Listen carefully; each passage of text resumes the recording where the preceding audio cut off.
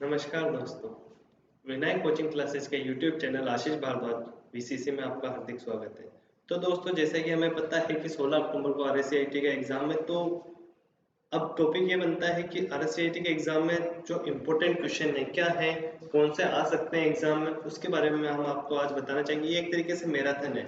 जी हाँ, ये एक तरीके से आरएससीआईटी का मैराथन है जिसमें आपके सुपर फास्ट एक घंटे की क्लास में आपके 100% चीज कवर करने का हमारा टारगेट रहेगा, क्योंकि हम आपको कंप्लीट करके बता देंगे।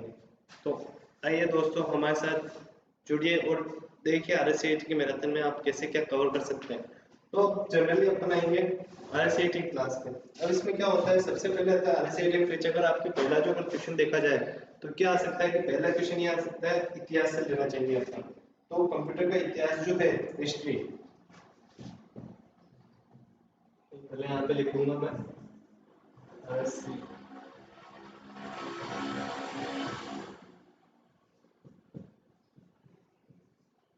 आरएससीआईटी एग्जाम 16 अक्टूबर, ठीक है, 2022 ये एग्जाम डेट है।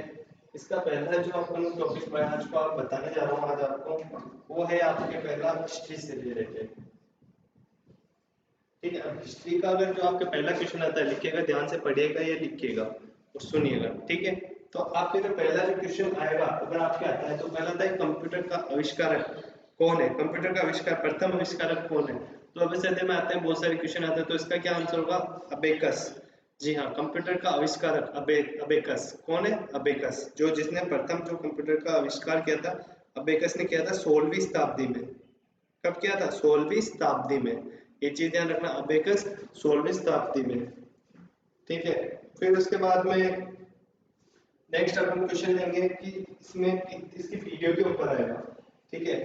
जो नेक्स्ट जो आपके क्वेश्चन है आरएससीआईटी की, जो क्या होता है, किसके ऊपर आता है, इसकी पीडीओ के ऊपर आता है। हाँ, उसके बाद में पीडीओ में आपका क्या सिस्टम चलता है वो मैं आपको बताऊंगा कि कंप्यूटर का वर्गीकरण कितनी पीडीओ में किया गया है। तो इसका वर्गीकरण 5 पीडीओ में किया गया। अब इसका ना पहला जो आपके पहला क्वेश्चन क्या हो गया, अबेकस आविष्कारक कौन है, कंप्यूटर का आविष्कारक अबेकस, ठीक है। ये चीज ध्यान रखना, पहला क्वेश्चन हो चुका है आपके, क्वेश्चन नंबर 1 हो चुका है कि कंप्यूटर का आविष्कारक कौन है, अबेकस। फिर सेकंड क्वेश्चन लिखिए आप। फिर सेकंड क्वेश्चन क्या ये आता है कि प्रथम पीढ़ी में उपयोग लिए जाने वाले इलेक्ट्रॉनिक घटक कौन से हैं। प्रथम पीढ़ी में उपयोग में लिए जाने वाले इलेक्ट्रॉनिक घटक कौन से हैं। तो वैक्यूम ट्यूब और वॉल्स, क्या है, वैक्यूम ट्यूब और वॉल्स। तो दूसरा क्वेश्चन क्या होगा आपके, वैक्यूम ट्यूब और वॉल्स जो प्रथम पीढ़ी में।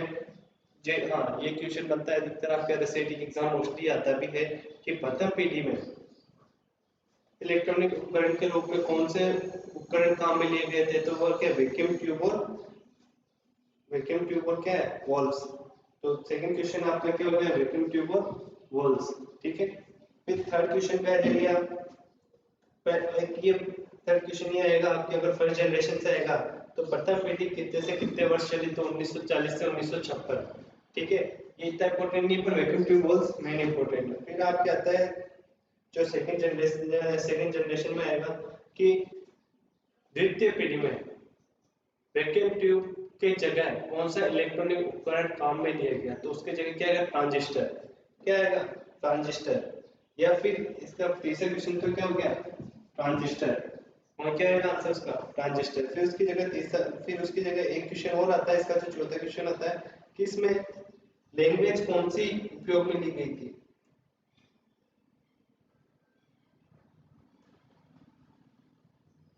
जो इसमें लैंग्वेज है वो कौन से सेकंड पीढ़ी में कौन सी उपयोग में ली गई थी, जो कौन सी है, असेंबली भाषा, कौन सी असेंबली भाषा। तो ये क्वेश्चन भी इसमें इंक्लूड होता है, तो इससे आप नॉर्मली आपको पढ़ना है। फिर आती है थर्ड जनरेशन। थर्ड जनरेशन में वही इलेक्ट्रॉनिक घटक के लिए तो आईसी रहेगा। थर्ड जनरेशन में जो इलेक्ट्रॉनिक घटक था वो आईसी था। और इसमें थर्ड जनरेशन में इसका मेन क्वेश्चन बनता है, थर्ड जनरेशन का तीसरी पीढ़ी में कौन सी कंप्यूटर भाषा का उपयोग किया गया। तो वो इसका आंसर लिखिए आप, फोर्ट्रॉन और पास्कल। फोर्ट्रॉन और पास्कल, ये अमेरिका, ये इसमें इलेक्ट्रॉन मतलब वो भाषा, कंप्यूटर भाषा का उपयोग किया गया था, फोर्ट्रॉन और पास्कल। चतुर्थ पीढ़ी के लिए आपका क्वेश्चन आता है, चतुर्थ पीढ़ी का इसमें एक ही मात्र क्वेश्चन आता है कि इसमें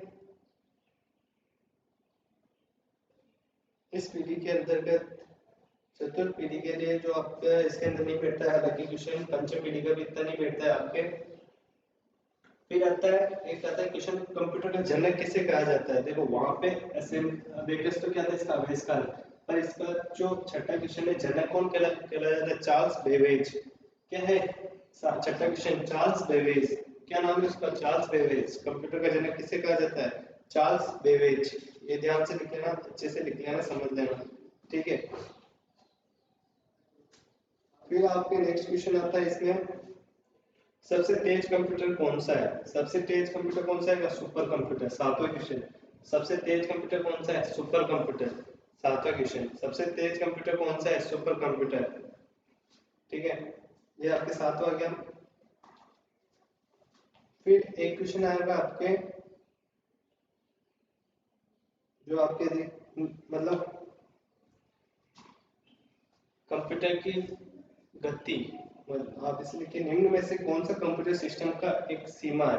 तो ये पूछ रहे हैं कंप्यूटर की क्या सीमा होती है, तो कंप्यूटर की क्या सीमा होती है ये आपको बतानी है इसमें, कि कंप्यूटर की सोचने समझने की सीमा नहीं होती है, कंप्यूटर इंटरेक्शन पे काम करता है, तो उसमें वो आएगा, ठीक है। आठवां क्वेश्चन क्या होगा, निम्न में से कौन सा कंप्यूटर सिस्टम की एक सीमा है, तो उसमें क्या आएगा, बुद्धि का अभाव। कंप्यूटर में बुद्धि का अभाव, कंप्यूटर तो इंटरेक्शन पे काम करता है, इसलिए उसमें क्या होगा, बुद्धि का अभाव। फिर एक क्वेश्चन आएगा आपके, एक आउटपुट डिवाइस का एक उदाहरण, मतलब आउटपुट निम्न में से कौन सा आउटपुट डिवाइस का एक उदाहरण बताना है। तो आउटपुट डिवाइस मैंने आपको पहले भी पढ़ाए थे, तो इसमें क्या आएगा, आउटपुट डिवाइस के लिए आएगा प्लॉटर। इसका क्या आंसर होगा, प्लॉटर। इसमें प्लॉटर है क्योंकि इसमें ऑप्शन दे रखे हैं, scanner, tape, plotter software. Scanner, tape, plotter software, तो इसका आंसर क्या होगा, प्लॉटर होगा। फिर आपके आएगा नेक्स्ट क्वेश्चन, आपके आने लगेगा इसमें, मतलब कंप्यूटर की क्वालिफिकेशंस नहीं है, मतलब कंप्यूटर ऐसा कौन सा कंप्यूटर है जो नीचे दिए गए कंप्यूटर में से क्वालिफाइड नहीं है। तो उसके लिए क्या आंसर होगा, main frame, main frame, max frame, mini notebook. तो इसमें क्या आएगा इसका आंसर, मैक्स फ्रेम, ठीक है। तो ये 9 क्वेश्चन भी आपका 9वां क्वेश्चन भी कंप्लीट है। तो आपके ये फर्स्ट यूनिट के मेन क्वेश्चन है जो आने लायक हैं, वो मैंने आपको बता दिए हैं। इसको मतलब सॉफ्टवेयर हार्डवेयर के बारे में भी आपको बता दिया, इसमें सॉफ्टवेयर हार्डवेयर का एक भी क्वेश्चन नहीं है, ना आने लायक है। और इसके अदरवाइज जो आपको कोई क्वेश्चन आ सकता है तो मैं और अभी आपको बता देता हूँ। एक आजकल ना एक क्वेश्चन ही होता है, पर्सनल कंप्यूटर की फुल फॉर्म, तो पीसी। पर्सनल कंप्यूटर मतलब पीसी, ठीक है। ये जनरली क्वेश्चन है, एक क्वेश्चन ही आ जाएगा कि निम्न में से किस कार्य के लिए कंप्यूटर का उपयोग किया जाता है। तो उसमें ऑप्शन में हो सकता है मनोरंजन, शिक्षा, अनुसंधान, और क्या कहते हैं जो गेम, मनोरंजन हो गया, शिक्षा अनुसंधान हो गया, और किसी भी चीज के लिए, स्वास्थ्य विभाग के लिए, तो सब में आजकल उपयोग सभी का इसमें चयन करेंगे अपन, किसका करेंगे, उपयोग सभी का। फिर आपको नेक्स्ट क्वेश्चन है दूसरी यूनिट में से पहला जो क्वेश्चन आ सकता है आपके, डायरेक्ट अपन कीबोर्ड पे आएंगे, उसमें से एक पहला मात्र एक क्वेश्चन बनता है कीबोर्ड का। दूसरी यूनिट का पहला जो क्वेश्चन बनता है वो बनता है कीबोर्ड का। कीबोर्ड का कौन कौन सा क्वेश्चन बनेगा, कि पहला तो बनेगा कीबोर्ड का कि F1 से लेके F12 तक, F1 से लेके F12 तक कि कीज को क्या कहते हैं, तो उनको क्या कहेंगे, फंक्शन कीज। तो ये आपके पहला क्वेश्चन है, F1 से लेके F12 तक। 10वां क्वेश्चन है इस लिस्ट का, F1 से लेके F12 तक कि कीज वो क्या करते हैं, तो उनको क्या कहेंगे, फंक्शन कीज कहेंगे। ये क्वेश्चन जो आपको बता रहा हूँ 100% एग्जाम में आ सकते हैं, वो वाले हैं, या अधिकतर आते ही हैं, ये ऐसा नहीं है कि भी नहीं आते हो। तो F1 से लेके F12 तक के क्वेश्चन को क्या कहेंगे, फंक्शन कीज कहेंगे कीबोर्ड के अंदर। फिर एक क्वेश्चन आता है जिस कीबोर्ड के क्वेश्चन ज्यादा बनते हैं, ये हमेशा ध्यान रखना। तो वो आता है ए से लेके जेड तक, तो किसमें कहलाएंगे, अल्फाबेटिक कीज में। वो क्या कहलाएंगे, अल्फाबेटिक कीज में। 11वां क्वेश्चन क्या है, ए से लेके जेड तक के कीज को क्या कहते हैं, तो अल्फाबेटिक कीज। 0 से लेके 9 तक की कीज को क्या कहेंगे, नंबरिंग कीज। ये मेरा आता है, स्पीड से चलेगी, ध्यान से सुनना, ठीक है। जितना आप पढ़ोगे उतना ही आपके लिए फायदेमंद रहेगा। तो 0 से लेके 9 तक की कीज को क्या कहेंगे, नंबरिंग कीज कहेंगे। 12वां क्वेश्चन क्लियर है, ठीक है। कॉम्बिनेशन कीज किसे कहते हैं, तो टॉगल कीज को कॉम्बिनेशन कीज कहते हैं, जो कॉम्बिनेशन का काम करते हैं, ठीक है। और फिर आती है अपने कैश लॉक नंबर, नहीं टॉगल कीज है तो कॉम्बिनेशन कीज आती है एयरटेल कंट्रोल एल्टर, इसमें क्या आएगा, क्वेश्चन आएगा कंट्रोल एल्टर कीज किसमें काउंट होते हैं, तो उससे क्या कहेंगे, कॉम्बिनेशन कीज। यहाँ पे थोड़ा करेक्शन करेंगे अपन, कंट्रोल और एल्टर कीज को क्या कहेंगे, कॉम्बिनेशन कीज। और कैप्स लॉक, नम लॉक और स्क्रॉल लॉक को क्या कहेंगे, ट्रायंगल कीज। ट्रायंगल कीज किसे कहते हैं, कैप्स, नम और स्क्रॉल लॉक को। ये 14 क्वेश्चन आपके तैयार है। एक होता है आपके कि कंप्यूटर में कितनी कीज होती है, तो 108 कीज होती है अमेरिकन स्टैंडर्ड कंप्यूटर के अकॉर्डिंग। तो ये 15 क्वेश्चन में आपके कंप्लीट है। तो ऐसे करके आपके ये कीबोर्ड की क्वेश्चन कंप्लीट है। फिर नेक्स्ट आपके इसमें जो क्वेश्चन आता है, माउस कीबोर्ड का ऐसा कुछ खास क्वेश्चन नहीं आता है। फिर आता है, आप लिख लो MICR, आपको मैंने शॉर्ट फॉर्म दिखाई थी पहले भी, MICR magnetic in character recognization, MICR magnetic in character recognization. फिर अगला क्वेश्चन है OCR, नहीं OMR। फिर अगला क्वेश्चन है OMR optical mark reader, optical mark reader OMR, OCR optical character reader. ये क्वेश्चन है कंटिन्यू, आप स्पीड से पढ़िए, थोड़ा ध्यान रहेगा। यहाँ से वापस स्टार्ट करेंगे। MICR magnetic in character recognization, ठीक है, 16 क्वेश्चन क्लियर। 17वां क्वेश्चन है आपके OMR ऑप्टिकल मार्क रीडर, हमेशा ध्यान रखना ऑप्टिकल मार्क रीडर OMR। फिर उसके बाद में OCR ऑप्टिकल कैरेक्टर रीडर। फिर PCR बारकोड रीडर, क्या है BCR, barcode reader, BCR barcode reader, ठीक है। तो ये ऐसे करके आपके इसके, फिर आता है अपन नेक्स्ट इसका जो क्वेश्चन आएगा LED और LCD। पहले तो बोलेगा CRT मॉनिटर किसे कहते हैं, जो आकार में बड़े होते हैं। तो फिर से क्या होगा, जो बड़े वाले जो मॉनिटर होते हैं ना, उन्हें क्या बोलते हैं, CRT मॉनिटर। और पतले फ्लैट मॉनिटर को क्या बोलेंगे, फ्लैट पैनल मॉनिटर, जिसमें आते हैं LCD LED। तो इसमें क्वेश्चन ये बनता है LCD की full form liquid crystal display, LED की full form light emitting diode, LCD की फुल फॉर्म क्या है, liquid crystal display, liquid crystal display. और LED की लाइट इमिटिंग डायोड। तो ये 2 क्वेश्चन और आपके यहाँ पे क्लियर होते हैं। फिर आता है प्रिंटर। प्रिंटर का मोस्ट इंपोर्टेंट क्वेश्चन पहला ये बनता है, प्रिंटर की गुणवत्ता किसमें नापी जाती है, डॉट्स पर इंच। ये हमेशा ध्यान रखना, इंग्लिश में लिखो तो डॉट्स पर इंच, और हिंदी में लिखो, इंग्लिश में अगर आप पढ़ोगे तो डॉट्स पर इंच होगा DPI का, ठीक है, DOTS डॉट्स पर इंच। ये इंपॉर्टेंट क्वेश्चन है, इसलिए हमेशा ये क्वेश्चन आता रहता है, ठीक है। 2300 क्वेश्चन हो चुका है आपके थे। और उसके बाद में 2400 क्वेश्चन आपके अंदर बनता है। तो ये बनेगा आपके 2400 क्वेश्चन बनेगा आपके कि इम्पैक्ट प्रिंटर, करेक्टर प्रिंटर किसके अंदर आता है, तो इम्पैक्ट प्रिंटर के अंदर। और करेक्टर प्रिंटर के, इम्पैक्ट प्रिंटर के प्रकार, तो लाइन प्रिंटर और करेक्टर प्रिंटर, 2 तरह के प्रिंटर होते हैं। अब इसमें ना अगला क्वेश्चन आता है, इसमें लेजर प्रिंटर के बारे में, तो सूखी स्याही के बारे में अपन जो यूज करते हैं, इसका मेन क्वेश्चन ये बनता है किसके, जिसमें ट्रम्प डोनर का, तो उसके लिए आएगा लेजर प्रिंटर। उसके लिए क्या आएगा, लेजर प्रिंटर। सूखी स्याही के लिए जो उपयोग किया जाता है ना, वो प्रिंटर क्या होगा, लेजर प्रिंटर। और फिर आता है, एक आता है अपने कि इंजीनियर वगैरह, जो इंजीनियर ब्लूप्रिंट वगैरह के लिए जिस प्रिंटर का उपयोग करते हैं उसे क्या कहते हैं, प्लॉटर। क्या कहते हैं, प्लॉटर। तो ऐसे करके तीनों प्रिंटर के आपके क्वेश्चन कंप्लीट। फिर अपन आ जाओ कंप्यूटर मेमोरी। कंप्यूटर मेमोरी के अंदर आता है कि अनधिकृत मेमोरी डाटा को क्या कहेंगे, तो उसे केजेस डाटा कहेंगे। अनधिकृत डाटा को क्या कहेंगे, केजेस डाटा। ये 27वां क्वेश्चन क्लियर है आपके, केजेस डाटा। एक और ऊपर क्वेश्चन लिखो मॉडेम का, मॉडेम। तो मॉडेम की फुल फॉर्म पूछेगा तो मॉडेम, मॉड्यूलेटर, डिमॉड्यूलेटर। मॉडेम की फुल फॉर्म क्या है, मॉड्यूलेटर, डिमॉड्यूलेटर। याद रखना, ये भी इंपॉर्टेंट क्वेश्चन है, मॉड्यूलेटर, डिमॉड्यूलेटर। काफी स्पीड से है, जैसे ध्यान से पढ़ना। ये क्वेश्चन जो आपको बता रहा हूँ ये अनलाइक क्वेश्चन है। अगर आप हमारे द्वारा दी गई PDF को नहीं पढ़ते हो तो आप ऐसे पढ़ के आप पास हो सकते हो, बस केवल आपको पढ़ने की जरूरत है। फिर प्राइमरी मेमोरी का जो क्वेश्चन आता है, प्राइमरी मेमोरी में पहला आता है रैम रोम का क्वेश्चन आता है। रैम किसे कहते हैं, तो रैंडम एक्सेस मेमोरी। किसे कहते हैं, रैम, रैंडम एक्सेस मेमोरी। रोम, रीड ओनली मेमोरी। रोम किसे कहते हैं, रीड ओनली मेमोरी। तो ऐसे करके ये 30 क्वेश्चन कंप्लीट आपके, ठीक है। रैम रोम का के इसमें SRAM standard dynamic random access memory, DRAM, ये अलग से क्वेश्चन है और आपको अलग से पढ़ना पड़ेंगे। बाकी ऐसा कुछ नहीं, क्वेश्चन बाकी रैम का ज्यादा आता है। एक आता है कि लाइट जाने के बाद डाटा रहने के लिए उसके लिए रैम का, रैम होगी, और सुरक्षित रखने के लिए रोम, ठीक है। फिर सेकेंडरी मेमोरी में आता है DVD। DVD की full form digital virtualized disc. DVD की फुल फॉर्म क्या होगी, डिजिटल वर्चुअलाइज्ड डिस्क। और CD की फुल फॉर्म कॉम्पैक्ट डिस्क। तो ये 2 क्वेश्चन और आपके कंप्लीट। एक आता है सीडी की कैपेसिटी के बारे में अगर पूछे आपसे तो सीडी की होती है 720 और डीवीडी की होती है 4.2 जीबी। ये 720 MB, ये चीज और आप थोड़ा ध्यान रखना है यहाँ पे।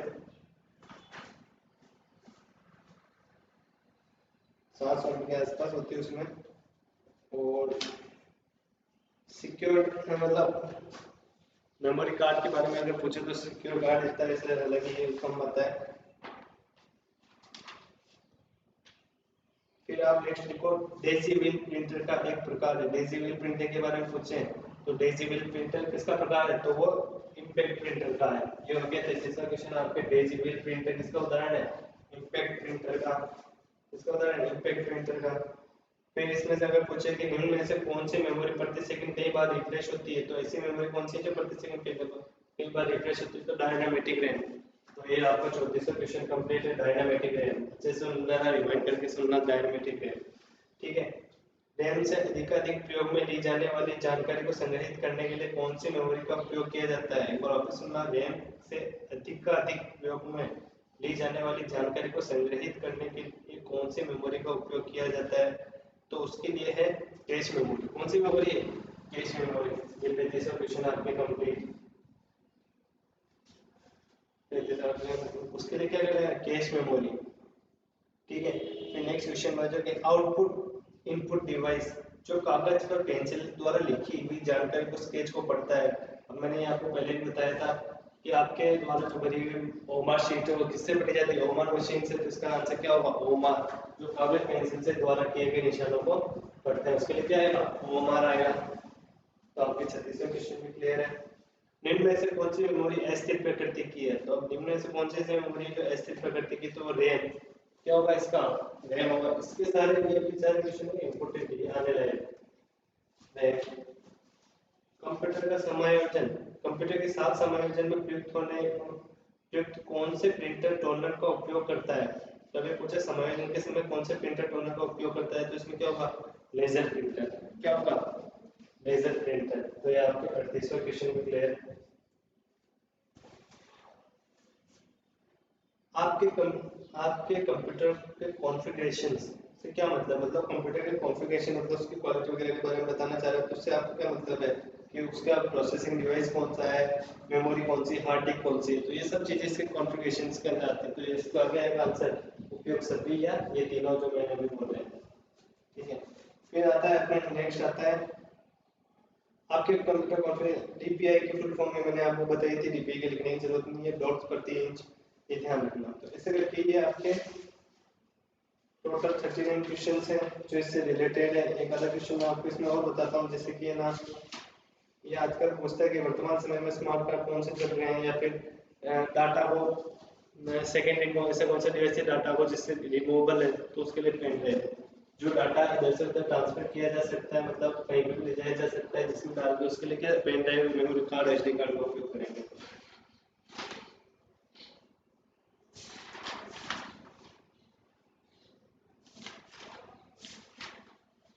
फिर आइए नेक्स्ट।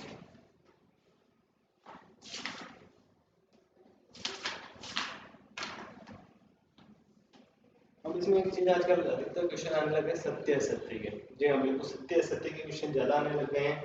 तो इसका पहले क्वेश्चन सुनिए, असत्य कथन को पहचानने पुनर्स्थापित करें, पहचान कर पुनर्स्थापित करना है। अब इसमें से असत्य कथन को, अच्छा आप रिसाइकिल बिन में हटाई गई फाइलों को पा सकते हैं।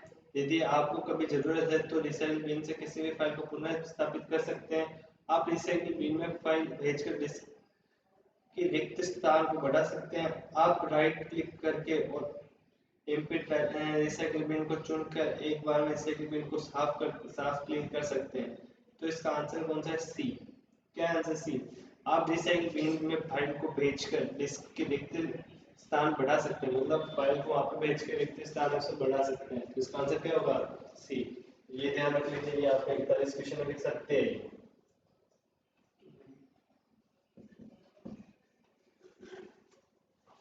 चलिए असत्य है ये क्वेश्चन, क्या हम आपको उसके रिक्त स्थान को बढ़ाएंगे नहीं और घटाएंगे, तो ये गलत है। बाकी इसमें पहले लाइन सही है, आप रिक्त स्थान के आप रिसाइकल बिन में हटाई गई फाइल को वापस पा सकते हैं, बिल्कुल सही है। आपके द्वारा भेजी गई फाइल को पुनः स्थापित भी कर सकते हैं, बिल्कुल सही है। और आप राइट क्लिक करके एम्पिट करके फोल्डर को खाली भी कर सकते हैं। निम्न में से कौन सा operating system graphics user interface का एक उदाहरण नहीं है? और जो मैं बताऊंगा ऑपरेटिंग सिस्टम इनमें से ग्राफिक यूजर इंटरफेस का कौन सा उदाहरण नहीं है? Window 8.1, Mac OS, Linux, Unix. तो अब इसमें लेटेस्ट कौन सी उदाहरण नहीं है जो पूछ रहा है? तो मैक ओएस, जी हाँ, नहीं मैक ओएस नहीं, Unix. Unix graphics user face का उदाहरण है, क्योंकि बाकी सब कहिए फिर यूनिक्स काफी पुरानी ब्लैक एंड व्हाइट जमाने की है, तो वो इसका उदाहरण नहीं है। नहीं, क्वेश्चन का आप अच्छे से क्वेश्चन पढ़ो, तब ये ध्यान रखना क्वेश्चन पढ़ते समय एक चीज का हमेशा ध्यान रखना जो दिक्कत होती है। बहुत सी बार अपन से क्या होता है कि क्वेश्चन पूछा जाता है लास्ट में नहीं या हाँ का पूछा जाता है, कि जैसे कि निम्न में से सीपीयू की फुल फॉर्म क्या नहीं है? कौन यूं पूछ लेता है निम्न में से सीपीयू की फुल फॉर्म सीपीयू से संबंधित नहीं है। अब उसमें माउस कीबोर्ड सब दे रखे होते हैं, कंप्यूटर संबंधित नहीं है, आपको स्पीकर वगैरह दे रखा हो, आप जल्दबाजी में टिक कर दो, वो चीज़ थोड़ा आप ध्यान रखना। क्वेश्चन को अच्छे से ध्यान से धीरे से पढ़ना, ताकि क्या है कि क्वेश्चन को आप समझ सको क्या पूछना चाह रहे हैं, उसके बाद में आप उस पर कार्य करो। नेक्स्ट है आपके निम्न में से कौन सा एप्लीकेशन सॉफ्टवेयर नहीं है? अब देखना है आप लोगों ने क्या पूछा, निम्न में से कौन सा एप्लीकेशन सॉफ्टवेयर नहीं है? तो उसमें क्या आएगा आपके, इसमें आएगा आपके पहला ऑप्शन, पहले सुनिए, window XP, multimedia player, adobe reader, Photoshop. अब ये पूछ रहे एप्लीकेशन सॉफ्टवेयर नहीं है, तो आपको पहले तो ये देखना है इसके अंदर कौन कौन से एप्लीकेशन सॉफ्टवेयर है। ये क्या पूछ रहे नहीं है पूछ रहे, आप जल्दी जल्दी में है समझ के गलत लगा दोगे। तो नहीं है पूछ रहे तो देखना नीचे से चलेंगे अपन। तो फोटोशॉप एप्लीकेशन सॉफ्टवेयर है, एडोब रीडर एप्लीकेशन सॉफ्टवेयर है, तो बचे क्या दो बजे, मीडिया प्लेयर ये भी एप्लीकेशन सॉफ्टवेयर है। तो विंडोज एक्सपी क्या हुआ, ये ऑपरेटिंग सिस्टम है, तो ये क्या है, एप्लीकेशन सॉफ्टवेयर नहीं है। तो आपका क्लियर सा क्वेश्चन भी क्लियर हो गया, ठीक है। फिर टास्क बार का एक छोटा सा हिस्सा, अच्छे से ध्यान से सुनिएगा। टास्क बार का एक छोटा सा हिस्सा जिसमें पृष्ठभूमि में चलने वाले एप्लीकेशन के आइकन है और उस पर दिनांक और समय प्रदर्शित है। बताओ कौन सा है आइकन? इसे क्या कहेंगे, सिस्टम ट्रे। क्या कहेंगे, सिस्टम ट्रे, जिसके अंदर अपने ट्रांसफर कैसे होता है, जिसमें कंप्यूटर के एप्लीकेशन वगैरह सब के आइकन वगैरह सब, मतलब पूरा डाटा स्टार मेन्यू बोलते हैं, इसे क्या बोलेंगे, सिस्टम ट्रे। तो ये आपके अंदर क्वेश्चन थे याद है, तो हमारे सब क्वेश्चन भी कंप्लीट। अब नेक्स्ट आइए अपन नेक्स्ट क्वेश्चन में आते हैं अपन। नेक्स्ट क्वेश्चन है निम्नलिखित में से कौन सा ऑपरेटिंग सिस्टम मल्टीटास्किंग के वास्तव में लागू नहीं करता है? अभी पूछा है कि मल्टीटास्किंग सिस्टम को वास्तविक में लागू कौन नहीं करता है, जिसके बारे में अपन से पूछ रहा है। तो इसका आंसर होगा आपके, पहले ऐसे तो सुनिए, Windows 98, Windows NT, Windows XP, Windows या एमएस डोस। अभी हमें पूछ रहा है अपन से कि निम्न में से कौन सा ऐसा है जो मल्टीटास्किंग सिस्टम लागू नहीं था, एमएस डोस। क्या है इसका आंसर, एमएस डोस, क्योंकि क्या है एमएस डोस वर्ड एक्सेल पावर पॉइंट का काम करता है, तो वो इसमें मल्टीटास्किंग सिस्टम लागू नहीं होता। आपके 45 क्वेश्चन यहाँ पे कंप्लीट हो चुके हैं। लेकिन मैं आपको इसमें मोटा मोटी क्वेश्चन ही बता रहा हूँ जो आप आ सकते हैं। निम्न में से कौन से में विंडोज का प्रारंभ बटन नहीं है? अब कौन सी ऐसी विंडोज जिसमें विंडोज का प्रारंभ बटन नहीं है? तो इसका आंसर है विंडोज 8, जिसमें प्रारंभ स्टार्ट मेन्यू नहीं आता है, ठीक है। फिर आप लिखें निम्न में से कौन सा ऑपरेटिंग सिस्टम नहीं है? अभी पूछा नीचे दिए गए जिनमें से ऑपरेटिंग सिस्टम नहीं है, तो डोस, विंडोज, लिनक्स, ओरेकल। तो इसका आंसर क्या होगा, ओरेकल। क्या होगा इसका आंसर, ओरेकल, ठीक है। फिर अगला क्वेश्चन है, ये देखिए आपके ओरेकल वाला हो गया, तो 46 क्वेश्चन आपके क्लियर हो गए। फिर नेक्स्ट क्वेश्चन है आपके,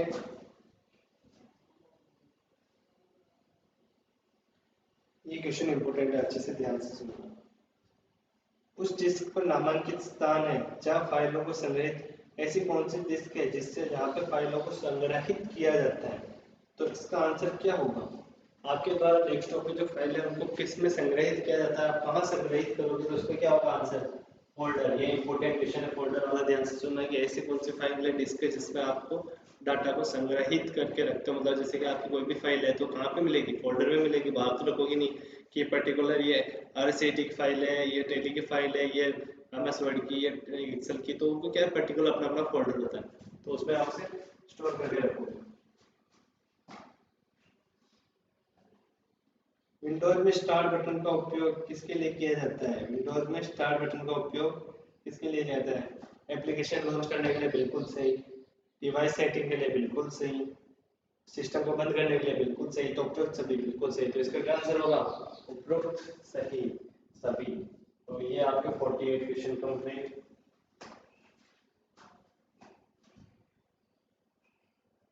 जब भी आप एक स्थान से दूसरे स्थान पर एक डायरेक्टरी ले जाते हैं तो उसे क्या कहेंगे बताइए? उसे कहेंगे निर्देशों को अंदर से अंदर की सभी फाइलों को स्थानांतरित किया जाना, ये भी कहते हैं। और एक उसे कहते हैं उस निर्देशों को अंदर के सभी उप निर्देशों को चले गए, मतलब इधर से उधर फाइल ट्रांसफर निर्देशों के जरिए होती है, तो इसके क्या होगा आंसर? ए और बी दोनों।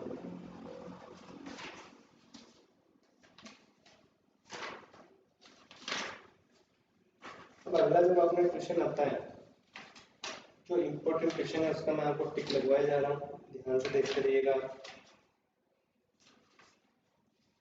इंटरनेट का मुख्य उपयोग है, इंटरनेट का मुख्य उपयोग क्या है? संचार, शिक्षा, वित्तीय लेन देन, उपयोग सभी। तो संचार, शिक्षा, वित्तीय लेन देन, उपयोग सभी, तो इसका क्या होगा आंसर? उपयोग सभी। फिर आता है एक उपयोगकर्ता को इंटरनेट तक पहुंचने से पहले इनमें से कौन सा आवश्यक है? इंटरनेट सेवा, मॉडेम, वेब ब्राउज़र, उपयुक्त सभी, सभी की आवश्यकता है, तो इसका भी क्या होगा आंसर? उपयुक्त सभी। 50 क्वेश्चन आपके यहाँ पे पूरे होते हैं, इसकी 50-50 अपने लग चुकी है। क्या हो गया? 50-50 हो चुकी है, तो ये 50 क्वेश्चन अपने पास कंप्लीट हो चुके हैं। अब अपन आएंगे 51वें क्वेश्चन पे। ISP का पूरा नाम, ISP का पूरा नाम क्या है? Internet service provider. ये आपके 51वां क्वेश्चन है। ISP का पूरा नाम इंटरनेट सर्विस प्रोवाइडर, ठीक है। फिर आपके नेक्स्ट क्वेश्चन आता है, एक वेब ब्राउजर क्या है? वेब ब्राउजर क्या है? ये क्या पूछा है? वेब ब्राउजर क्या है? तो वेब ब्राउजर क्या है? सिस्टम सॉफ्टवेयर का नहीं, एप्लीकेशन सॉफ्टवेयर का नहीं,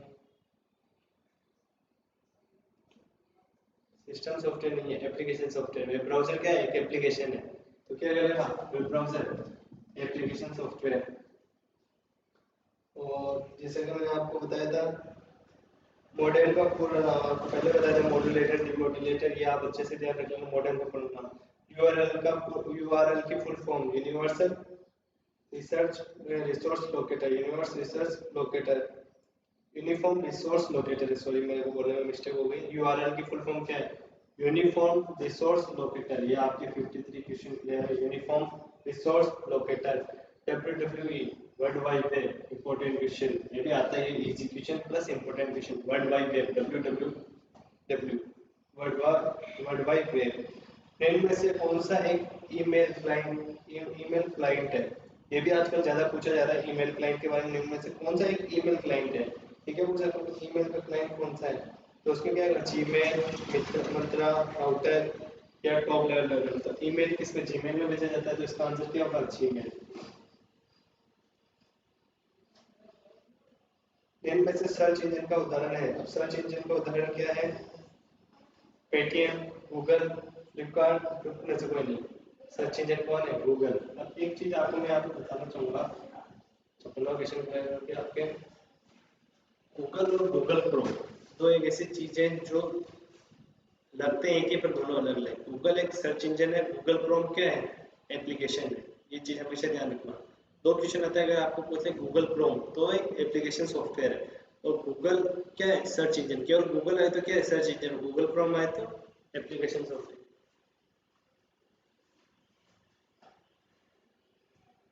फिर उसके बाद में यह DNS, domain name system, DNS, domain name system, ठीक है।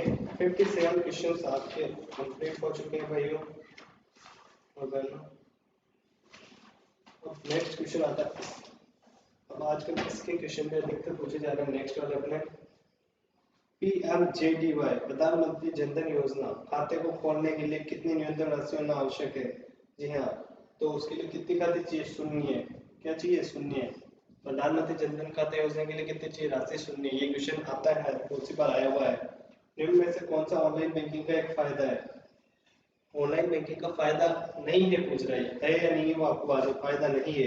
समय की बचत, लागत की बचत, उपयोग में करने के लिए एक इंटरनेट कनेक्शन की आवश्यकता, खाते की सुरक्षा। इनमें से कौन सा एक फायदा नहीं है? तो कौन सा?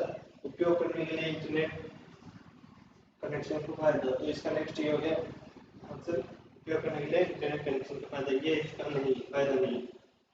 इनमें से कौन सा क्रेडिट कार्ड की एक विशेषता नहीं है? क्रेडिट कार्ड एक विशेषता पूछ रहा है। बैंक द्वारा छोटा प्लास्टिक कार्ड जारी करना, भुगतान एवं इलेक्ट्रॉनिक फॉर्म, पहले खरीदे बाद में भुगतान करें। ठीक है, मुझे फायदा नहीं है। खरीदते समय साथ में भुगतान करें। तो अब इसका क्या आंसर होगा? खरीदने और एक साथ भुगतान करें, इसका फायदा नहीं है। आराम से भी इसे कर सकते हो। तो ये 60 क्वेश्चन आपके 60 question has been completed. OTP, one time password. Next question कौन सा है आपके? तो आप सभी को पता है ओटीपी। ओटीपी मतलब वन टाइम पासवर्ड। 61 क्वेश्चन आपका। OTP, one time password. OTP, next question सुनिएगा। OTP, UPI. ये क्वेश्चन अधिकतर आजकल आने लग गया है, काफी ज्यादा आता भी है। Unified payment interface, UPI, unified payment interface. अच्छे से ध्यान से सुन लेना। यूपीआई, यूपीआई का फुल फॉर्म क्या होगी? यूनिवर्सल नहीं, unified payment interface. Unified payment interface, UPI, unified payment interface. फिर नेक्स्ट क्वेश्चन लिखिए आप। यूपीआई में पुश टेक्नोलॉजी का उपयोग कब किया जाता है? यूपीआई में पुश टेक्नोलॉजी का उपयोग कब किया जाता है? पैसा भेजने के लिए, भुगतान प्राप्त करने के लिए, केवल ए के लिए, केवल या दोनों ए और बी के लिए? तो इसका क्या आंसर होगा? ए, पैसा भेजने के लिए। किसके लिए उपयोग किया जाएगा? पैसा भेजने के लिए। अच्छे से पढ़ लेना, पैसा भेजने के लिए। एसबीआई बडी क्या है? एसबीआई बडी क्या है बताइए? एसबीआई, ये क्वेश्चन आता रहता है। Mobile wallet application. क्या है? Mobile wallet application. निम्न में से कौन सा मोबाइल वॉलेट का उदाहरण नहीं है? अब ये पूछा एसबीआई बडी भी, पेटीएम, क्रेडिट कार्ड। तो ये पूछा इनमें से कौन सा मोबाइल वॉलेट का उदाहरण नहीं है? तो कौन सा उदाहरण नहीं है? Credit card. ये मोबाइल वॉलेट का उदाहरण नहीं है, ये पॉकेट में रहता है। 65 क्वेश्चन आपके यहाँ पे कंप्लीट होते हैं। अब ये पूछा रुपे डेबिट कार्ड क्या है? रुपे डेबिट कार्ड क्या है? तो इसका आंसर क्या होगा? कैरेलो डेबिट कार्ड है, बिल्कुल हाँ। भारतीय राष्ट्रीय भुगतान निगम द्वारा प्रस्तुत, बिल्कुल सही बात है। सभी एटीएम को पीओएस मशीनों में स्वीकार, बिल्कुल सही बात है। तो इसका क्या आंसर होगा? फिर से भी।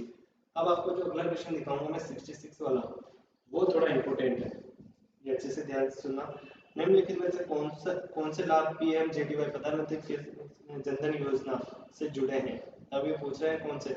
1 लाख रुपए का दुर्घटना बीमा, बिल्कुल सही। 30,000 रुपए की चिन्ह बीमा, बिल्कुल सही। 5,000 रुपए तक का ओवरड्राफ्ट सुविधा, बिल्कुल सही। तो इसका आंसर क्या होगा? उपयुक्त सभी। ये क्वेश्चन थोड़ा इंपॉर्टेंट है, इसे थोड़ा ध्यान से सुन लेना।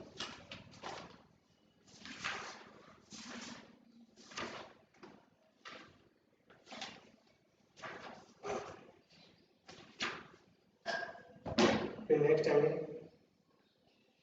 इनमें से कौन से ई कॉमर्स वेबसाइट है? नीचे जो बताई गई उनमें से ई कॉमर्स वेबसाइट बतानी है। Twitter, Facebook, Flipkart, times of India. तो इसका क्या आंसर होगा? फ्लिपकार्ट, ये ई कॉमर्स वेबसाइट है। क्या पूछा है? ट्विटर सोशल मीडिया है, फेसबुक सोशल मीडिया है, times of India social media है। तो इसका क्या आंसर होगा? क्या आंसर होगा? फ्लिपकार्ट। फ्लिपकार्ट क्या है? फ्लिपकार्ट आपकी ई कॉमर्स वेबसाइट है, ध्यान से सुनना। क्या है फ्लिपकार्ट? ई कॉमर्स वेबसाइट है।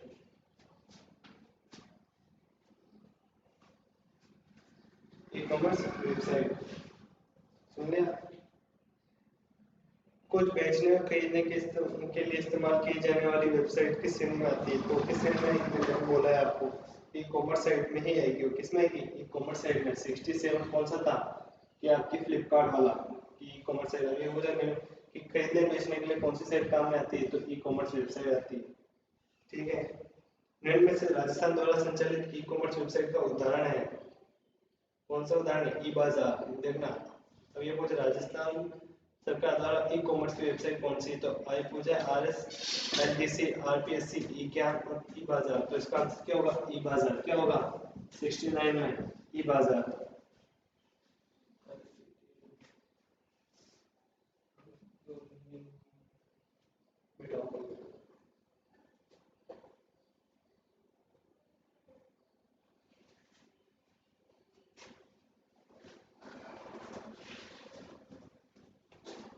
माइक्रो ब्लॉगिंग के लिए इनमें से कौन सा एक उदाहरण है? अब इसका क्या होगा आंसर? माइक्रो ब्लॉगिंग के लिए इनमें से इसकी क्वेश्चन क्या अधिकतर आता रहता है, क्योंकि इंटरनेट से संबंधित आप जो सबसे ज्यादा प्रचलित लेसन है, सबसे ज्यादा फेमस लेसन है मतलब। तो इसके लिए क्या होगा? माइक्रो ब्लॉगिंग मतलब छोटे मैसेज या छोटे ब्लॉग बनाने के लिए किसका उपयोग किया जाता है? तो मैंने आपको पहले भी क्लास में बताया था, ट्विटर एकमात्र ऐसा है जिसमें छोटे ब्लॉग तैयार किए जाते हैं। ठीक है, तो ये आपके 70 क्वेश्चन आपके कंप्लीट हो चुके हैं, 70 क्वेश्चन कंप्लीट हो चुके हैं। नेक्स्ट रो में अपन अब आ गए हैं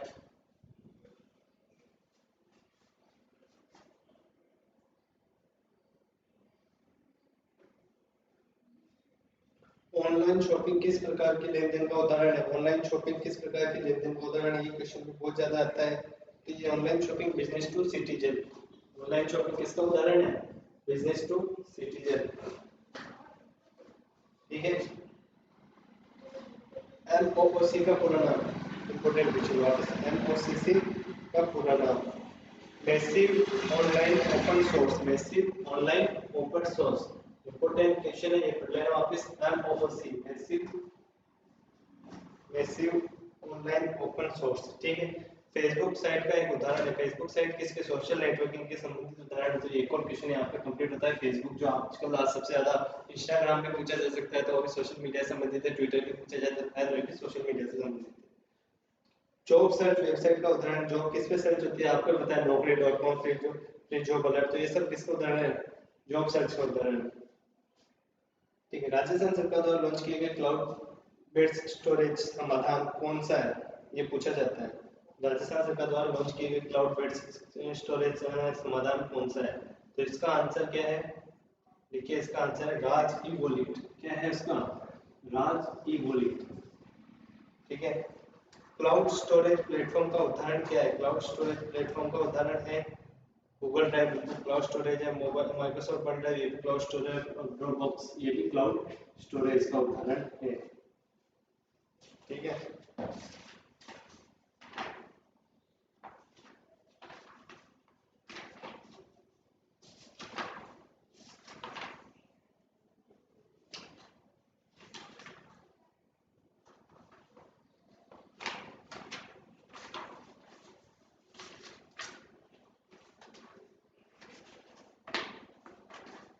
नेक्स्ट क्वेश्चन पे आते हैं अपन। निम्न में से कौन सा एक राजस्थान संपर्क का चरण नहीं है? तो ये क्यों पूछा? निम्न में से कौन सा एक राजस्थान संपर्क का? रजिस्ट्रेशन राजस्थान संपर्क का चरण है। मॉडरेशन से भी राजस्थान संपर्क का चलन है। एलोकेशन, ये भी राजस्थान पर। स्क्रूटनाइजेशन, ये इसका चरण नहीं है। तो 67 मतलब संपर्क के लिए कौन सा चरण नहीं है? तो ये स्टेप ये नहीं है। ये सुनना अगला क्वेश्चन बहुत है इंपॉर्टेंट है। आयुष्मान भारत महात्मा गांधी, क्वेश्चन इस बार आएगा 100% लिख के ले लो आप, क्योंकि लेके रहेंगे 100% आएगा। आयुष्मान भारत महात्मा गांधी राजस्थान स्वास्थ्य बीमा योजना को राजस्थान की किस तिथि को लागू हुई? आयुष्मान भारत महात्मा गांधी राजस्थान स्वास्थ्य बीमा योजना को राजस्थान में किस तिथि को लागू हुई? तो ये किस तिथि को लागू हुई थी? 1 सितंबर 2019। 1 सितंबर 2019। ये क्वेश्चन हमें याद कर लेना अच्छे से। 1 सितंबर 2019 को कौन सी आयुष्मान भारत महात्मा गांधी योजना प्रारंभ हुई थी, स्वास्थ्य बीमा योजना। निम्न में से कौन से पंजीकरण राजस्थान जन आधार योजना के तहत सम्मिलित नहीं है? अभी के बच्चा नहीं है पूछ रहा है, तो इसका देखना आप क्या है। जन आधार पंजीकरण, ये भी जन आधार में आता है। जन्म मृत्यु प्रमाण पत्र, ये भी जन आधार में, तो विवाह पंजीकरण आता है। मकान घर का पंजीकरण, ये इसमें नहीं आता। तो 78 वाला क्वेश्चन कौन सा हुआ? ये वाला, मकान पंजीकरण। अब ई पीडीएफ का ये क्वेश्चन अभी हाल ही में आया था, लास्ट टाइम ई 2 क्वेश्चन आए थे इसके। ई पीडीएफ प्रणाली के संदर्भ में बीपीएस का पूरा नाम बताइए। तो अब इसका आंसर क्या होगा? बीपीएस का पूरा नाम बिलो प्रो, इसका पूरा आंसर है below poverty line. Below poverty line, ये क्वेश्चन पिछले वाले एग्जाम में भी आया था, इसे बड़े ध्यान से सुनना। ये पूछ रहा है कि बीपीएल का पूरा नाम बताना है, तो बिलो पॉवर्टी लाइन। ठीक है, ईपीडीएस के अंतर्गत आता है। फिर आपके आयुष्मान महात्मा गांधी भारत स्वास्थ्य बीमा योजना के संदर्भ निम्न में से क्या असत्य है? तो इसका आंसर है आपके क्या असत्य है? अस्पताल में निःशुल्क ओपीडी सुविधा, ये असत्य बाकी सब होता है। ये क्वेश्चन इंपोर्टेंट है, इसलिए मैंने भी लिखा है। अब लिखो आप 80 वाला क्वेश्चन आपके इसमें भी मैं आपको ना जो क्वेश्चन इंपोर्टेंट लग गया ना वही बताऊंगा मैं आपको। एमपीएस का पूरा नाम, एमपीएस का पूरा नाम है आपके minimum support price, minimum support price, ठीक है, मिनिमम सपोर्ट प्राइस। ये जो एग्जाम हुआ था उससे पहले वाले एग्जाम में क्वेश्चन आया था कि आधार कार्ड की संख्या, आधार कार्ड में कितनी संख्या होती है जिसके बारे में क्वेश्चन आया था। तो उसका आंसर है आधार कार्ड संख्या में कितने अंक शामिल है, तो उसका आंसर है 12। तो ये आपके 81 वाला क्वेश्चन भी कंप्लीट है। ये नेक्स्ट लास्ट टाइम आया था, लास्ट के लास्ट, ठीक है। ईपीडीएस प्रणाली, ईपीडीएस प्रणाली के संबंध में एफपीएस का पूरा नाम बताना है। एफपीएस का पूरा नाम है आपके fair price show, fair price show. इस बार क्या होंगे चांसेस है क्योंकि पहले बीपीएल का पूछ रहा था, फेयर प्राइस शो का पूछेगा, तो ये थोड़ा ध्यान से पढ़ लेना, फेयर प्राइस शो। फिर उसके बाद में आपके आता है राजस्थान जन आधार योजना के संदर्भ निम्न में से कौन सा वेतन असत्य है, तो इसमें आएगा प्रत्येक निवासी को 16 अंकित पहचान संख्या, ये वेतन असत्य है इसका। फिर राजस्थान जन आधार योजना के संदर्भ में डीबीटी का पूरा नाम, ये आ सकता है बिल्कुल, डीबीटी का पूरा नाम पिछली बार भी आया था, इसका पूरा नाम, डीबीटी का पूरा नाम है आधार योजना के संदर्भ में डीबीटी का पूरा नाम लिखिए इसमें, directly benefit transfer, directly benefit transfer, directly benefit transfer. तो ये आपके 83 क्वेश्चन कंप्लीट है, 83 क्वेश्चन कंप्लीट है आपके। एक सेकंड में कॉल करेंगे आपको।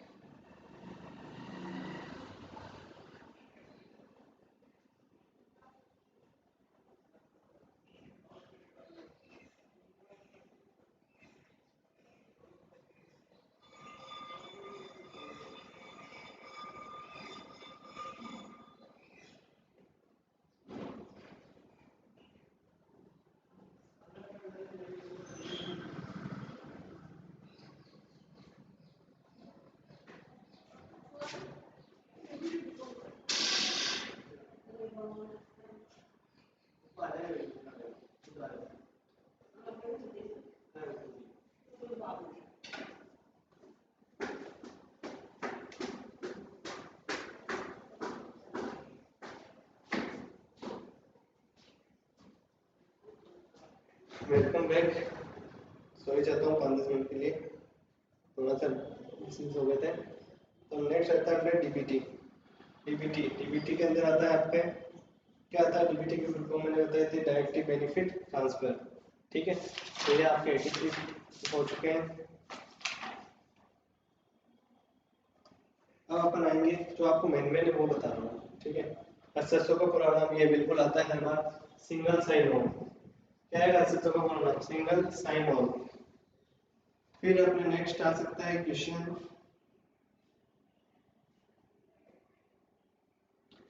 ईपीडीएस का विस्तृत नाम क्या है? ईपीडीएस का विस्तृत नाम क्या है?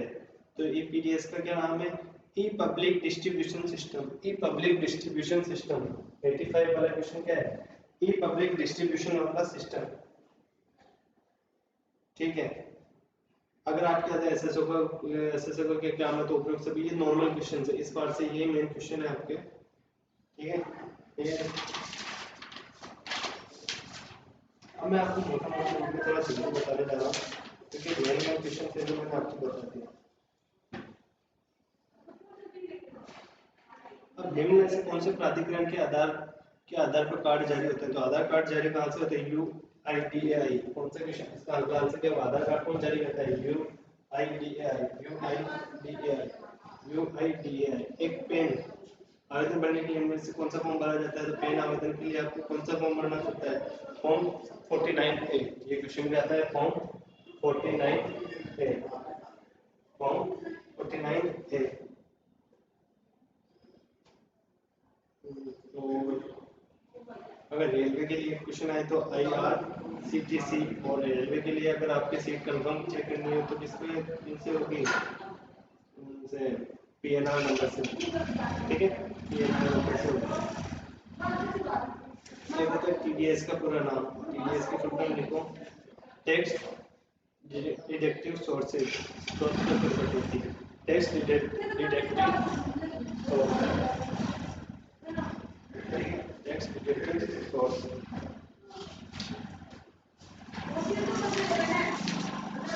अब आपके एंड्रॉइड में आता है देखते क्वेश्चन, निम्न में से कौन सा मोबाइल ओएस नहीं है? मोबाइल ऑपरेटिंग सिस्टम नहीं है पूछ रहा है, तो एंड्रॉइड मोबाइल ऑपरेटिंग सिस्टम है, Windows operating OS operating system है, Linux works operating system, Windows भी ऑपरेटिंग सिस्टम है। तो इनमें से कौन सा मोबाइल ऑपरेटिंग सिस्टम नहीं है? तो इसमें डी आएगा Linux operating system. Linux operating system. तो ये 89 क्वेश्चन कंप्लीट। फिर आता है नेक्स्ट अपने जीपीएस का पूरा नाम। जीपीएस का पूरा नाम, ये इंपॉर्टेंट क्वेश्चन है, global position system. Global position system, ये 100% आने वाला क्वेश्चन है। Global position system, global position system. ठीक है,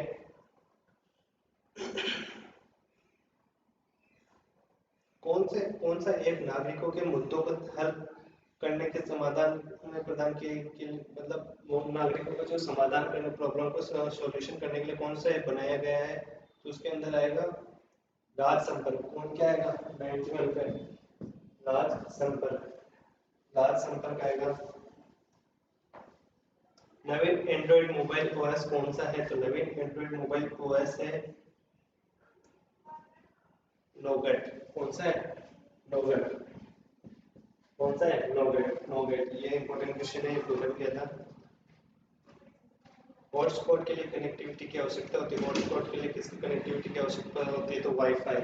हॉटस्पॉट के लिए किसकी कनेक्टिविटी की आवश्यकता होती है? वाईफाई। ये भी इंपॉर्टेंट क्वेश्चन है आपके। तो आपके 99 क्वेश्चन अपन ने कंप्लीट कर लिए हैं। ईपीडीएस का पूरा नाम, मोबाइल ऐप के संदर्भ में ईपीडीएस का पूरा नाम वापस एक बार देख लीजिए, electronic public distribution system. Important question है, इसे ध्यान रख लेना, 2 बार बता दिया है मैंने। अब वर्ड एक्सेल में अगर अपन आए तो वर्ड एक्सेल में आपको क्लासेस दी हुई है, आपको उसमें से पढ़ना मेन है। बाकी तो मैं आपको मोटा मोटी रूप में जिसके मेन क्वेश्चन हैं वो मैं आपको बता देता हूँ।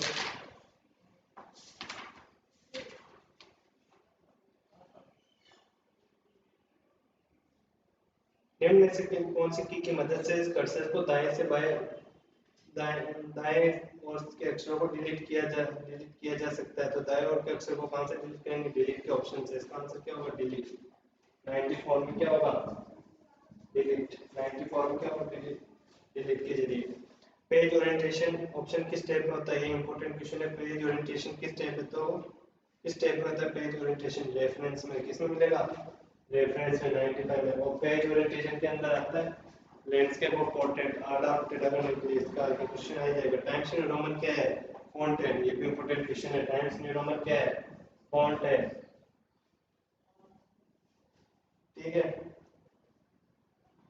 पोर्ट्रेट और लैंडस्केप क्या है? पोर्ट्रेट और लैंडस्केप है आपके पेज ओरिएंटेशन। क्या है? पोर्ट्रेट लैंडस्केप पेज ओरिएंटेशन है। Page orientation. ठीक है। अब इसका मतलब क्या होता है? पोर्ट्रेट का मतलब खड़ा और लैंडस्केप का मतलब आधा पेज। ये इंपॉर्टेंट क्वेश्चन है इसमें। इनमें से डॉक्यूमेंट आप डॉक्यूमेंट मोड में पोर्ट्रेट लैंडस्केप में बदल सकते हैं। ये भी कोई इंपॉर्टेंट नहीं है। 2010 में रिबिन किसकी श्रृंखला में बनता है? रिबिन बार किसकी श्रृंखला में बनता है? ये इंपॉर्टेंट क्वेश्चन है। तो ये बनता है टेप्स की श्रृंखला में। टेप्स की श्रृंखला में। 98 हो चुका है आपके क्वेश्चन। ये इंपॉर्टेंट 98 क्वेश्चन आपके हो चुके हैं। मेरे में इंपॉर्टेंट। बाकी आप वर्ड एक्सेल की क्लासें आप स्पेशली वो पढ़ें, उससे आपके वर्ड एक्सेल की क्लासों में ज़्यादा आपको बेनिफिट रहेगा। वर्ड एक्सेल पावर पॉइंट की मैं आपको डायरेक्ट साइबर सुरक्षा की क्लास में ले जा रहा हूँ कि वर्ड एक्सेल पावर पॉइंट मैंने आपको बताई थी, पहले उन क्लासों में देखना।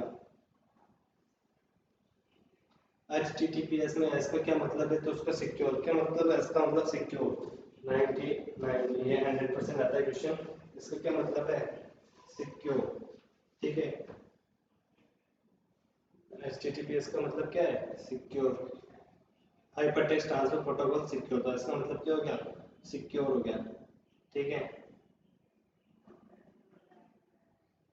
निम्न में से कौन सा असली सुरक्षा को प्राइवेसी रिस्क का उदाहरण नहीं है? वायरस, स्पैम और आइडेंटिटी और हैकर्स। तो हैकर्स एक ऐसी चीज है जो इसकी सुरक्षा का उदाहरण नहीं है। हैकर्स क्या है? हैक करते हैं। तो इसका आंसर क्या होगा? हैकर्स होगा।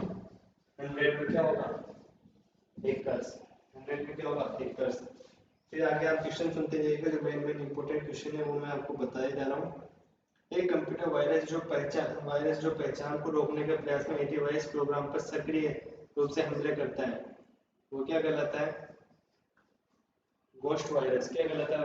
Ghost virus. तो क्या कहलाता है? घोस्ट वायरस कहलाता है। फिर आप लिखिए ये भी क्वेश्चन था आपके लिए।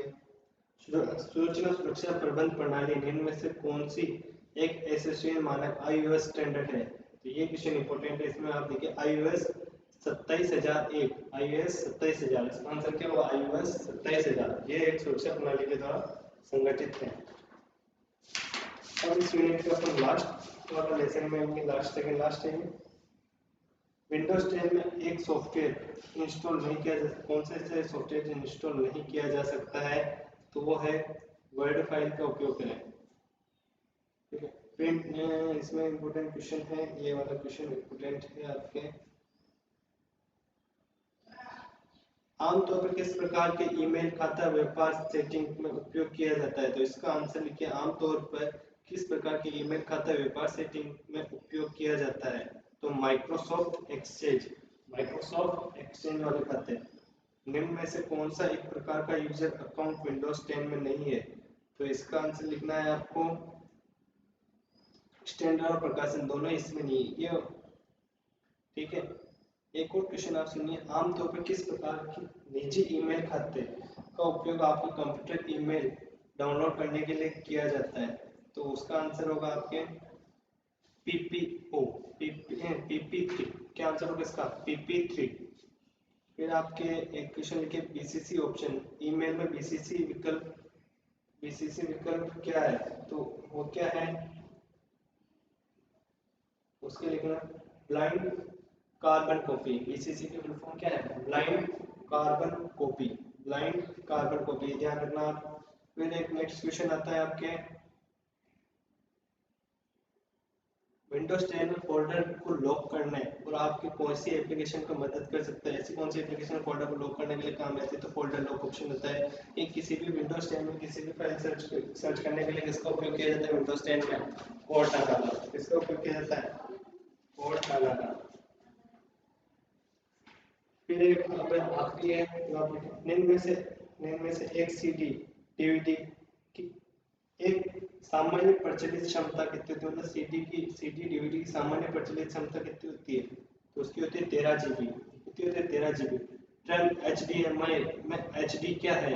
HD क्या है टर्म HDMI में? High definition. HDMI में HD की फुल फॉर्म क्या होती है? High definition. High definition. इनमें से कौन सा वेद प्रोजेक्ट कनेक्टिविटी विकल्प नहीं है? वेद प्रोजेक्ट कनेक्टिविटी विकल्प कौन सा नहीं होता है? तो होता है इन्वर्टेड कंप्यूटर ओनली डुप्लीकेटेड, ये सब वेद है। वीजीए केबल में कितने पिन मिलते हैं? ये इंपॉर्टेंट क्वेश्चन है, पढ़ लीजिएगा। वीजीए केबल में 15 पिन मिलते हैं। कितने मिलते? 15 पिन। इनमें से कौन सा कंप्यूटर में हार्ड कॉपी प्रदान करती है? तो उसके लिए क्या होगा? हार्ड कॉपी किससे प्रदान होती है? प्रिंटर से। किससे प्रदान होती है हार्ड कॉपी? प्रिंटर से। माइक्रोसॉफ्ट ऑफिस पिक्चर मैनेजर क्या है? माइक्रोसॉफ्ट ऑफिस पिक्चर मैनेजर क्या है? ये मूल तस्वीर प्रबंधक सॉफ्टवेयर है। क्या है वो? मूल तस्वीर प्रबंधक सॉफ्टवेयर। माइक्रोसॉफ्ट पिक्चर मैनेजर क्या है? मूल तस्वीर प्रबंधक सॉफ्टवेयर। एलसीडी प्रोजेक्ट के प्रकार है। एलसीडी प्रोजेक्ट किसका प्रकार है? फ्लैट पैनल मॉनिटर का। फ्लैट पैनल मॉनिटर का है। वैसे तो एलसीडी प्रोजेक्ट माउंटेन भी बोलते हैं, इसे मॉनिटर भी बोलते हैं। सीडी की फाइल कॉपी करने की प्रक्रिया, तो एक प्रकार क्या है? सीडी को फाइल कॉपी करने की प्रक्रिया को एक प्रकार से जाना जाता है। इसके अंदर क्या आएगा? इसके अंदर आएगा आपके बर्निंग। आपकी जब आप सीडी के अंदर जब कोई फाइल भरते हो तो उसे क्या कहलाते हैं? बर्निंग बोलते हैं। जब बर्निंग हमेशा एक बार ही होती है। आप ये भी ध्यान रखना है कि आप कोई कहेंगे सीडी को, आपके क्वेश्चन है सीडी को कितनी बार बर्निंग की जा सकती है, तो केवल एक बार ही बर्निंग की जा सकती है सीडी, मतलब एक बार उसमें डाटा डाला जा सकता है, उसके बाद में डाटा नहीं डाला जा सकता। ये प्रिंट करने से पहले दस्तावेज कैसे दिखेगा, ये जानने के लिए किस कमांड का उपयोग करोगे? तो प्रिंट प्रीव्यू का। किसका उपयोग करोगे आप? प्रिंट प्रीव्यू का। समझ में है आपको? अगर आपको जैसे कमांड दी जाएगी यार क्या आपको मतलब प्रिंट का अपने फॉर्मेट बना दिया, उसे प्रिंट करना है, तो उसके लिए किस कमांड का उपयोग करोगे आप? प्रिंट प्रीव्यू का। फिर देखिए उसके बाद में एक चीज मैं आपको बताता हूँ। अधिकतर मोस्टली क्वेश्चन जो आरएससीआईटी के आते हैं वो आरएससीआईटी की जो मेन बुक है उसके लेसन के लास्ट के जो क्वेश्चन होते हैं 10-12 क्वेश्चन होते हैं उन्हीं में से आते हैं। 35 क्वेश्चन का पेपर है जिनमें से आपके इजी गोइंग 25 से 30 क्वेश्चन तो वैसे के वैसे आते हैं। तो फर्स्ट चीज तो आप उनको पढ़िए। सेकंड चीज होती है अपने जो ये जो बुक है आरएससीआईटी की जो मेन बुक है इसके पीछे जो की शॉर्टकट है, जैसे कि शॉर्टकट की Ctrl+Z, Ctrl+Y, Ctrl+A, Ctrl+Z, ये सब चीज़ें आप अच्छे से पढ़ें। इनमें से भी आपके इजी गोइंग में क्वेश्चन आते हैं। यूँ मान के चलिए इनमें से भी 2 क्वेश्चन आते हैं, ठीक है। फिर उसके बाद में आती है अपने शॉर्ट फॉर्म्स। शॉर्ट फॉर्म्स में 3 पेजेस में। शॉर्ट फॉर्म बहुत इंपॉर्टेंट होती है। शॉर्ट फॉर्म की मैंने एक अलग से क्लास भी दी है, वो एक बार अच्छे से पढ़ेगा। शॉर्ट फॉर्म्स के मैंने आपको पूरी क्लास दे रखी है, उसका लिंक भी मैं वीडियो में दूंगा साथ में। वो आप अगर आप पढ़ लोगे ना तो आप समझ लो आप शॉर्ट फॉर्म्स का आपका सारा काम हो गया। पूरी शॉर्ट फॉर्म की सारी क्लासें मैंने दे रखी है, तो वो आप और पढ़े जिसमें से आपके सारी शॉर्ट फॉर्म्स की क्लासें हैं। मैं इस वीडियो के लिंक में आपको पहले दी हुई सारी क्लासों के लिंक दूंगा, उससे आप अच्छे से आप पढ़ के पूरा एग्जाम क्लियर कर सकते हो। 1-1 घंटे की वीडियो भी नहीं है, अगर आप शॉर्ट फॉर्म्स की अगर आप पूरी वीडियो भी देखो तो मुश्किल से 20 से 30 मिनट की, जिसमें आपके शॉर्ट फॉर्म क्लियर है। 1 घंटे की क्लास है, 20 से 30 मिनट की टोटल क्लास है। आप 2 घंटे भी अगर मेरी वीडियो सारे देख लेते हो आपको फेल कोई नहीं कर सकता, ये मेरी गारंटी, क्योंकि सारा विश्लेषण मैंने इसमें कर दिया है। वर्ड एक्सेल पावर पॉइंट के क्वेश्चन मैंने आपको नहीं बताए हैं, वो क्वेश्चन आपको सेल्फ पढ़ने पड़ेंगे, क्योंकि क्या होता है उसमें कि वो विश्लेषण थोड़ा अलग होता है। उसके क्वेश्चन आप मेरी क्लासेस में देखिए, वहाँ पे मिल जाएंगे, वहाँ पे मैंने क्वेश्चन लिखा है। वैसे हालांकि मैंने इनकी वर्ड एक्सेल पावर पॉइंट के क्वेश्चन पहले लिखा रखे हैं, उनमें भी आप पढ़ के आप देख सकते हो, अदरवाइज मैंने इसमें भी दिया है। कुछ क्वेश्चन है जो मैंने आपको नहीं लिखाए हैं, जो मैं आपको बता देता हूँ। जैसे कि शॉर्ट फॉर्म्स मैंने आपको लिखाई दी है सारी। शॉर्ट फॉर्म्स पहले वाली क्लासों में मैंने आपको बताया, शॉर्टकट कीज नहीं बताई थी मैंने। आप अगर रिफ्रेश करना हो तो F5 का प्रयोग करते हैं। Alt+F4 मतलब एग्जिट या क्लोज करने के लिए Alt+F4 का प्रयोग करते हैं। और ऑल सेलेक्ट के लिए Ctrl+A, सेव करने के लिए Ctrl+S, ओपन करने के लिए Ctrl+O, कॉपी करने के लिए Ctrl+C, वो पेस्ट करने के लिए Ctrl+V, और न्यू डॉक्यूमेंट्स करने के लिए Ctrl+N। तो ऐसे करके टोटल सारी शॉर्ट फॉर्म्स मैंने आपको लिखा दी है। इसमें आप देखिए सारे क्वेश्चन मैंने आपको दिखा दिए हैं, वीजीआई की पिन वगैरह से लेके सारे टोटल जो मेन क्वेश्चन है वो सारे आपको बता दिए हैं। बेस्ट ऑफ लक कल पेपर के लिए आपको, और एसआईटी पेपर के लिए ऑल द बेस्ट। आशा करता हूँ आप ये पीडीएफ पढ़ के पास होंगे, और हमें रिव्यू दीजिए कि हमारी पीडीएफ कैसे लगी आपको, हमारी ये फाइल वीडियो कैसे लगी, और ज़्यादा से ज़्यादा सब्सक्राइब करिए, लाइक कमेंट शेयर प्लीज़। धन्यवाद।